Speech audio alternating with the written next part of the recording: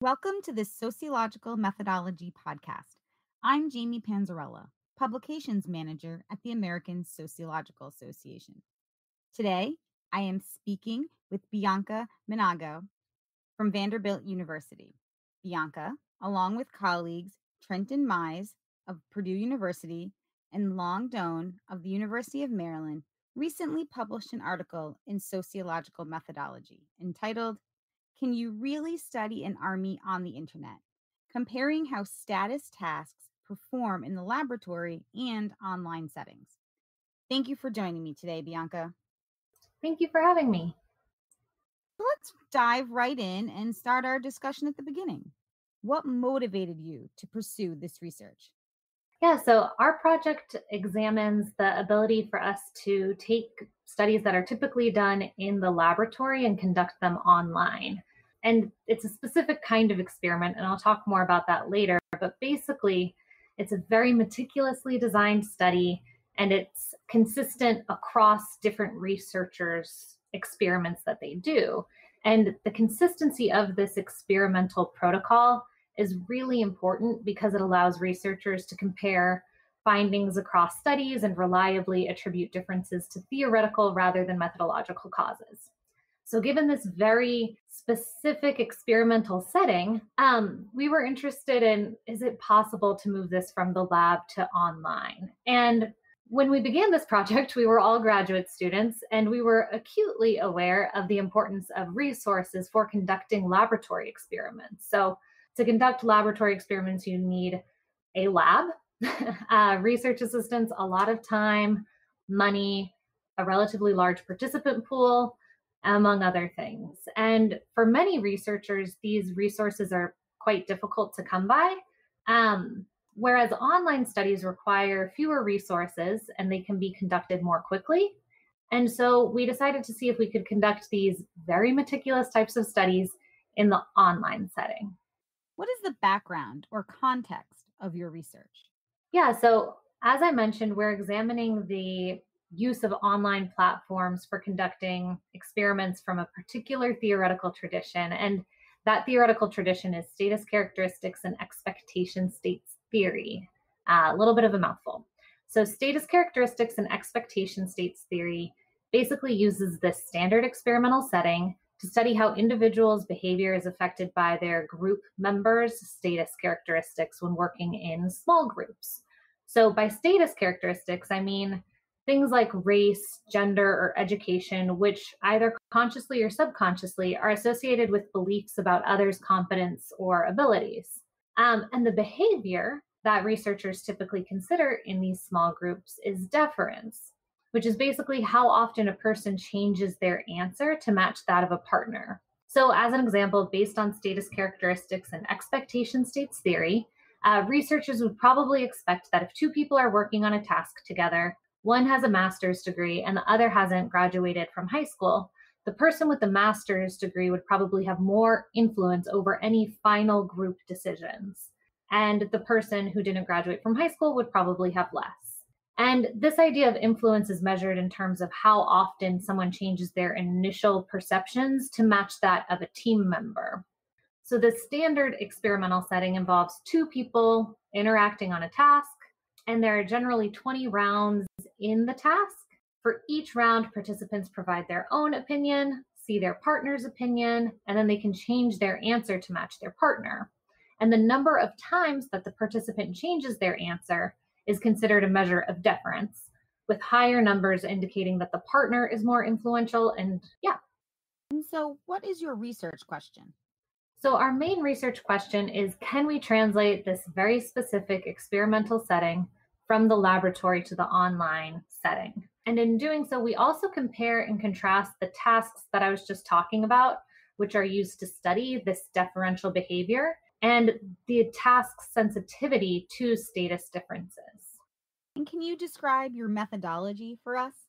Yeah, so as noted earlier, deference is the number of times someone changes their answer to match a partner. So if people agreed with their partners on every single question, we wouldn't be able to measure deference. So, to control for the number of times someone can change their answer, we have participants working with fake partners on fake tasks. Of course, participants are not told that they're working with fake partners or on fake tasks until after the study. We use fake partners to ensure that we can standardize the number of disagreements between individuals and their partners to be about 15 out of the 20 total rounds. And the fake tasks are so that no answer is actually right, thereby increasing the chance of disagreement since they're disagreeing so often with their partner, and an individual's willingness to change their answers, because if there was a for sure correct answer, 2 plus 2 equals 4, it would be pretty difficult to get people to change their minds on these kinds of questions. And so the fake tasks, there are 3 of them. The first task, called Meaning Insight, involves choosing words from an ancient language and comparing them to English words and choosing the English word that best describes the word from the ancient language. The second task is called Contrast Sensitivity, and it involves looking at blocks of black and white squares and determining which one has more white space. And then the final task, which was introduced more recently than the other 2 by Jeff Lucas, is called Decision Making, and it involves choosing the best way to respond to a number of tricky situations. So they'll say, someone walked into the office and they were upset. What are the things that you do? And there were 4 answers on the original task, and we eliminated the correct answer and one other to have it be just between 2 questions so that it mimics the style of the other tasks.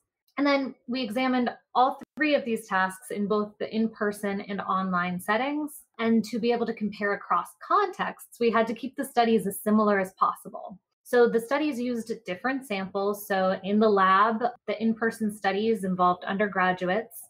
And then online, we used participants from an online marketplace. We used Prolific, but it's very much like Amazon, Mechanical Turk, or other online spaces.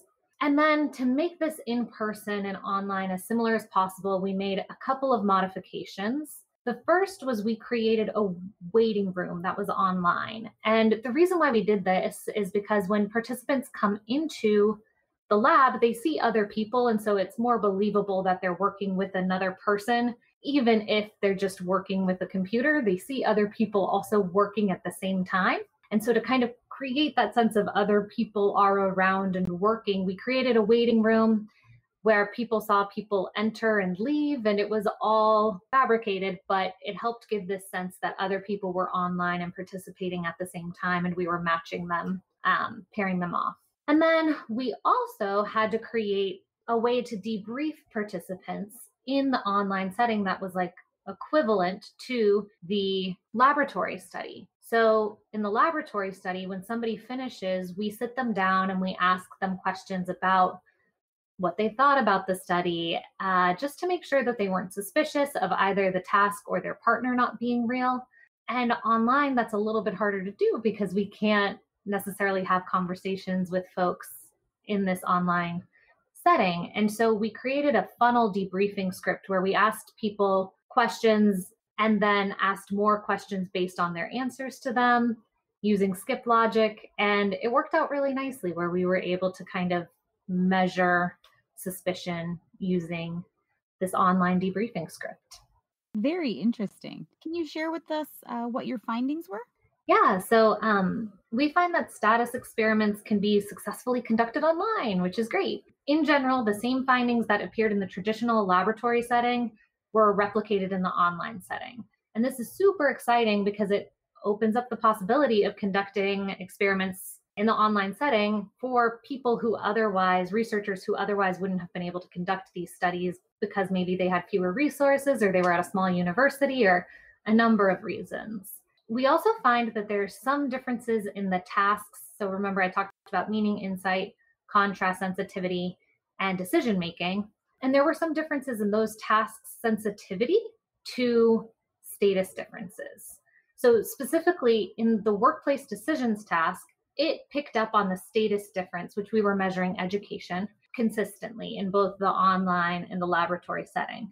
The contrast sensitivity task didn't pick up on that status difference in either setting. So we want more research to kind of figure out why that was. Some anecdotal evidence from participants' open-ended answers suggests that maybe they weren't that engaged with the contrast sensitivity task because they're just looking at squares, and it can maybe feel a little bit meaningless or pointless or not as engaging.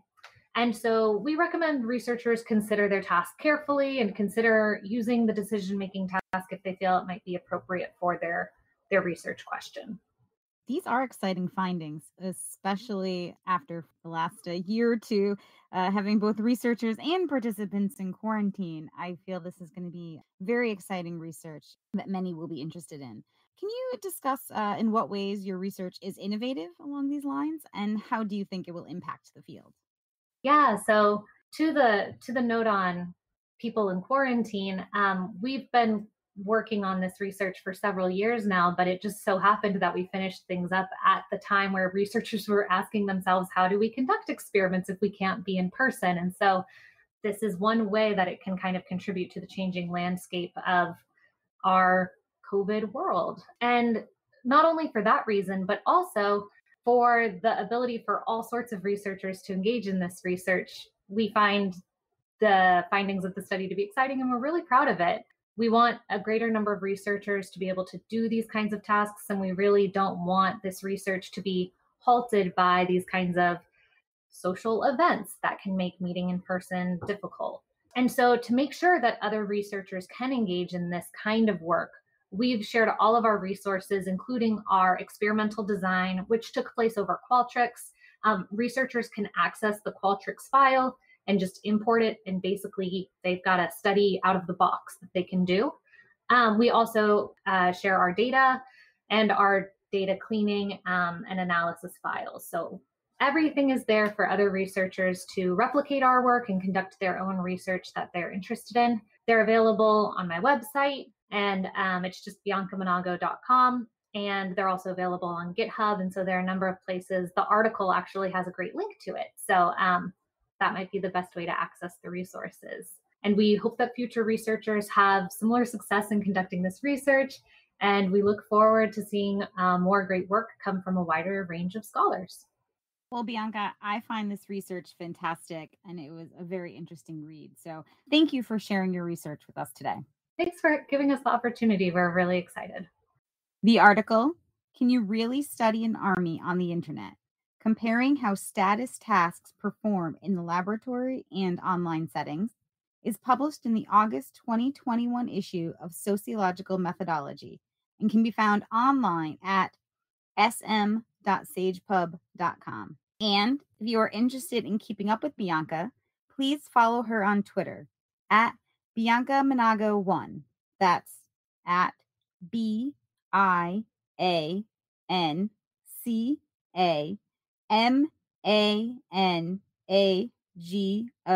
and the number 1. Thank you for listening.